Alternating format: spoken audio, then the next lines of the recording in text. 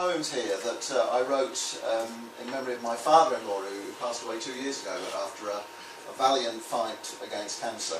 So I'm going to read one of these and I'm going to read one other poem which is a bit of a contrast to it. So this poem is called Routines. The simplest routines can save us. The phone call a daughter makes each morning at 9 o'clock, in which the words are nothing but tokens worn to a sliver, or small change so valueless you'd wonder why it's minted.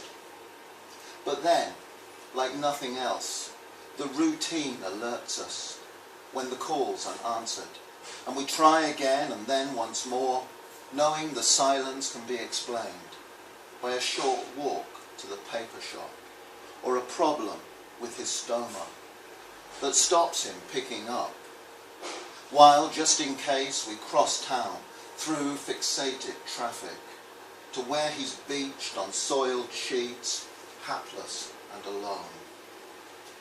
Through a night of whispering, of resignation and last rites, his daughter keeps her vigil until he blinks and then returns from wherever, alive at his own wake, flirting outrageously with his nurses and wondering slyly if by chance he'd be okay for a Guinness.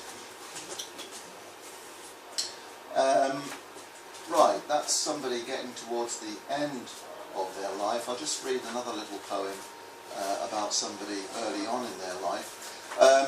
I've become quite obsessed recently with the photographs of a man called Willy Ronis. His photographs are very well known and you're bound to have seen them even if you don't particularly know his name. And my mother's had a picture in her kitchen for years of a very famous picture of a little boy running back from a boulangerie with a baguette stuffed under his arm. Everybody's seen that photograph, and I'd walked past it hundreds and hundreds of times before it ever occurred to me to write a poem about it. And it's got a date, 1952. Well, I was born in 1953, and the kid in the picture is about 3 or 4, so he's a little bit older than me. But I kind of looked at this picture and I thought, yeah, that's a bit like what I look like in all those early photographs of me as a kid, because everybody looked the same in those days. You all had short trousers and little knitted tops. So, for some reason, I decided to write a poem about it. So this is Le Petit Parisien, 1952.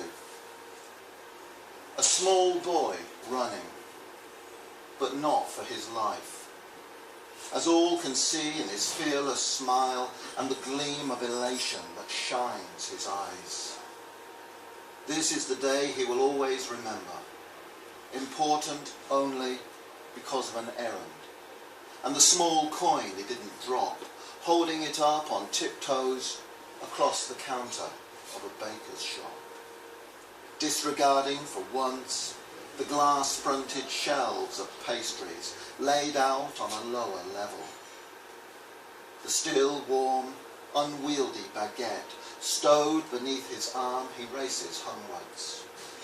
At his feet his shadow, foreshortened, inscrutable, can only just keep up, one step behind him. Shape-shifting, a demon, it seems momentarily a cat, its back hunched, its dark pelt bristling. Thank you very much.